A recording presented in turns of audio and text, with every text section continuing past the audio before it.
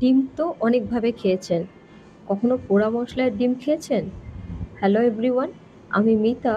স্বাদের সফর চ্যানেলটিতে জানাই আপনাদেরকে অনেক অনেক স্বাগত। আজ আমি আপনাদের সাথে শেয়ার করব একদম ইউনিক স্বাদের এক পোড়া মশলায় ডিমের কারি রেসিপি। আপনারা প্লিজ ভিডিওটি শুরু থেকে লাস্ট পর্যন্ত দেখবেন। তো চলুন শুরু করা যাক আজকের রেসিপি। তো আজকের রেসিপির জন্য আমি 3টে ডিম নিয়েছি। ডিমটাকে ভালো করে সেদ্ধ করে এটার খোসা ছাড়িয়ে নেব।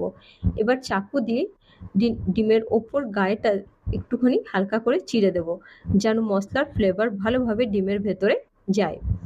এবার আমি কিছু পোড়া মশলা বানাবো। পোড়া মশলার জন্য আমি গ্যাসের উপরে একটি জালি রেখে দিচ্ছি। এর উপরে আমি একটা আম, একটা মিডিয়াম সাইজের পেঁয়াজ, একটা গোটা রসুন, এক টুকরো আদা আর 3-4টে লঙ্কা দিয়েছি। মিডিয়াম টু লো ফ্লেমে এসব ভালো করে মশলাগুলোকে ভালো করে পুড়িয়ে নিতে হবে।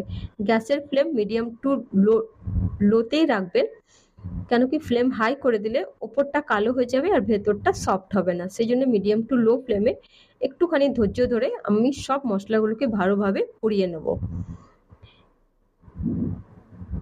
তো এখানে দেখুন আমি সব মশলাগুলোকে ভালোভাবে পুড়িয়ে নিচ্ছি। এবারে এগুলোকে একটা প্লেটে বের করে নেব। এটাকে একটু ঠান্ডা হতে দেবো, তারপর এটাকে আস্তে আস্তে ভালোভাবে এটাকে ছাড়িয়ে পরিষ্কার করে নেব।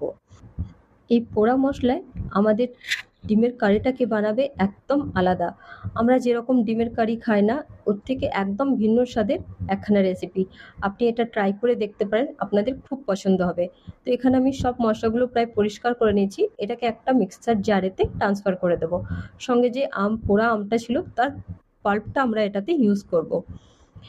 এটাতে জল দেওয়ার দরকার নেই, এটাকে এমনি আপনি ফাইন পেস্ট করে নেবেন। তো দেখুন এখানে আমি এটার ফাইন পেস্ট তৈরি করে নিয়েছি। এবারে কড়াইয়ে অল্প সর্ষের তেল দিয়ে এটাতে অল্প নুন, একটুখানি হলুদ, একটুখানি লঙ্কা গুঁড়ো দিয়ে ডিমগুলোকে হালকা ফ্রাই করে নেব। এইভাবে ডিমগুলো ফ্রাই করে নিলে না ডিমের স্বাদটা আরও দ্বিগুণ হয়ে যায়।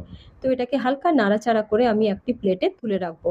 আপনি চাইলেও ডিমের গায়েতে নুন, হলুদ, লঙ্কা গুঁড়ো মাখিয়েও এটাকে ফ্রাই করে নিতে পারেন। এভাবে ফ্রাই করলে কিন্তু আপনি গ্যাসের ফ্লেমটা একদম লো রাখবেন। গ্যাসের ফ্লেম হাই করে দিলে না তেলটা মানে মশলাটা পুড়ে যাবে, তেলটা নোংরা হয়ে যাবে। এবারে এই তেলেতেই আমি আরও একটুখানি তেল দিয়ে দেবো আর একটা শুকনো লঙ্কা ফোড়ন দিয়ে দেবো। ফোড়নটা থেকে ভালো গন্ধ বেরোলে কুচনো পেঁয়াজ দিয়ে এটাকে 3-4 মিনিট ভালো করে ফ্রাই করব। পেঁয়াজটা যখন ভালোভাবে ফ্রাই হয়ে যাবে তখন যে মশলাটা আমরা তৈরি করে রেখেছিলাম এই মশলাটা দিয়ে 3-4 মিনিট আবারও ভালো করে এটাকে কষিয়ে নেব।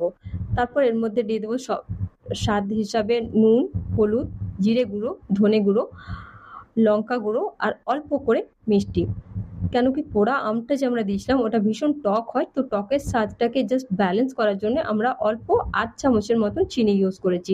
মশলাটাকে ভালোভাবে কষিয়ে নিতে হবে যতক্ষণ না মশলাটা থেকে তেল বার হয়ে মশলাটা এক জায়গাতে জমা হয়ে যায়। দেখুন মশলাটা আমার ভালোভাবে কষা হয়ে গেছে।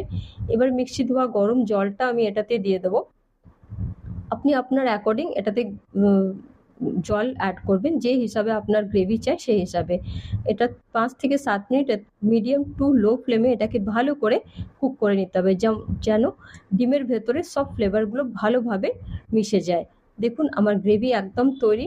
তো এটা আমাদের তৈরি হয়ে গেল পোড়া মশলায় ডিমের কারি। আপনি একবার বানিয়ে দেখবেন, আশা করছি আপনার খুব ভালো লাগবে।